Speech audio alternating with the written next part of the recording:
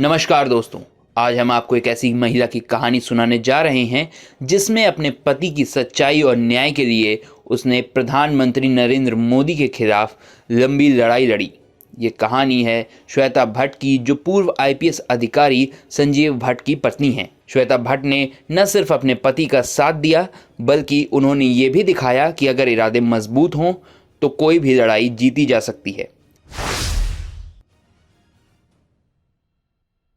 संजीव भट्ट एक senior IPS अधिकारी थे जो 1988 बैच के गुजरात कैडर से थे। 2002 में गुजरात दंगों के दौरान उन्होंने तत्कालीन मुख्यमंत्री नरेंद्र मोदी के खिलाफ गवाही दी थी। भट्ट ने आरोप लगाया था कि मोदी ने पुलिस अधिकारियों को निर्देश दिए थे कि वे दंगों के दौरान हिंदुओं को अपना गुस्सा उतारने दें। उनकी इस गवाही के बाद उनकी जिंदगी पूरे तरीके से बदल गई। उन्हें निलंबित कर दिया गया और बाद में 2011 में सेवा से बर्खास्त कर दिया गया। संजीव भट्ट को 2018 में 1990 के एक पुराने मामले में गिरफ्तार किया गया। उन पर आरोप लगाया गया कि उन्होंने हिरासत में एक व्यक्ति को प्रताड़ित किया था, जिसके बाद उसकी मौत हो गई। लेकिन श्वेता भट्ट का मानना था कि यह मामला पूरी तरीके से राजनीति से प्रेरित था। श्वेता ने अपने पति के लिए न्याय की लड़ाई शुरू की। उन्होंने कहा, यह सिर्फ मेरे पति की बात नहीं है, ये एक ईमानदार अधिकारी को चुप कराने की साजिश है। श्वेता भट्ट ने अपने पति को जेल से बाहर निकालने के लिए हर संभव प्रयास किया। उन्होंने अदालत में कई याचिकाएं दायर की और लगातार मीडिया और जनता के सामने अपनी बात रखी। श्वेता ने गुजरात हाईकोर्ट से लेकर सुप्रीम कोर्ट तक हर मंच पर अपने पति का बचाव किया। उन्होंने कहा कि उनके पति के खिलाफ लगाए गए आरोप झूठे हैं। श्वेता ने यह भी आरोप लगाया कि मोदी सरकार ने अपने राजनीतिक हितों के लिए उनके पति को निशाना बनाया है। श्वेता ने जनता के बीच अपने पति की कहानी को पहुंचाया। उन्होंने बताया कि कैसे एक ईमानदार अधिकारी को सच्चाई के लिए सजा दी जाती है। उनका संघर्ष महिलाओं के लिए एक प्रेरणा बन गया। श्वेता ने कांग्रेस समेत कई विपक्षी दलों से भी समर्थन मांगा। कई मानवाधिकार संगठनों ने भी उनकी लड़ाई में समर्थन दिया। 2012 में श्वेता भट्ट ने नरेंद्र मोदी के खिलाफ गुजरात विधानसभा चुनाव लड़ने का साहसिक कदम उठाया। उन्होंने अहमदाबाद में मणिनगर सीट से चुनाव लड़ा, जहां मोदी खुद उम्मीदवार थे। भले ही वे चुनाव हार गईं, लेकिन उन्होंने दिखा दिया कि वे हार मानने वालों में से नहीं हैं। चुनाव प्रचार के दौरान उन्होंने कहा कि ये चुनाव मेरे लिए हार जीत का मुद्दा नहीं है, ये मेरे पति की सच्चाई और न्याय के लिए है। श्वेता भट्ट न केवल एक पत्नी हैं, बल्कि एक मजबूत महिला भी हैं, जिन्होंने अपने परिवार के लिए हर संभव लड़ाई लड़ी है।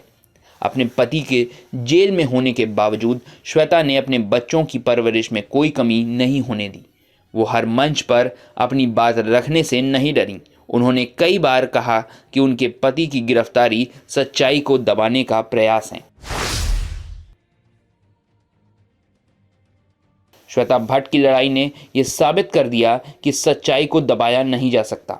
उन्होंने ये सुनिश्चित किया कि उनके पति की आवाज़ सुनी जाए। कई मानवाधिकार संगठनों और अंतर्राष्ट्रीय मीडिया ने भी इस मामले को उठाया।